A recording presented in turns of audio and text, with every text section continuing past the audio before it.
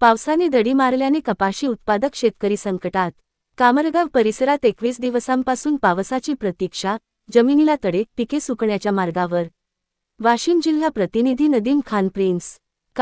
कामरगाव परिसरात मागील 21 दिवसांपासून पावसाने दडी मारल्याने खरीप पिकांची अवस्था बिकट झाली आहे। सततच्या उन्हाच्या तडाख्यामुळे जमिनीतील ओलावा कमी होऊन अनेक ठिकाणी जमिनीला तडे गेले आहेत। कपाशी, सोयाबीन व तुरीची पिके सुकण्याच्या मार्गावर असल्याने शेतकऱ्यांच्या चिंतेत भर पडली आहे। विशेषतः कपाशी पिकावर पावसाच्या खंडाचा परिणाम दिसून येत आहे। अनेक शेतांमध्ये कपाशीची पाने पिवळी पडली असून काही पानांवर डाग पडल्याचेही दिसून येत आहे।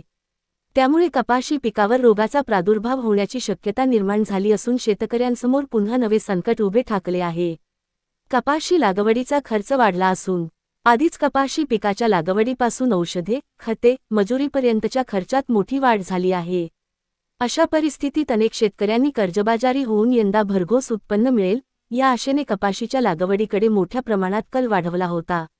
मात्र पावसाने दडी मारल्याने शेतकऱ्यांच्या अपेक्षांवर पाणी फिरण्याची शक्यता निर्माण झाली असून त्यांच्यासमोर पुन्हा नव्या आर्थिक संकटाचे सावट उभे राहिले आहे। पावसाभावी जमिनीतील ओलावा कमी होत असल्याने पिकांची वाढ खुंटत आहे। परिणामी उत्पादनात घट होण्याची भीती शेतकऱ्यांकडून व्यक्त होत आहे। आधीच कर्जाचा भार, वाढता उत्पादन खर्च आणि शेतीमालाच्या दरातील अनिश्चितता असताना आता पावसाच्या लांबलेल्या खंडामुळे शेतकऱ्यांची चिंता अधिकच वाढली आहे। आता शेतकऱ्यांचे डोळे आकाशाकडे लागले असून दमदार पावसाची प्रतीक्षा कायम आहे। आगामी काळात पाऊस न झाल्यास खरीप उत्पादनावर मोठा परिणाम होण्याची शक्यता असून शेतकऱ्यांच्या आर्थिक अडचणी आणखी वाढण्याची भीती शेतकऱ्यांना सतावत आहे। महाभारत न्यूज कारंजा लाड मुख्य संपादक रिजवान खान, उपसंपादक नदीम खान।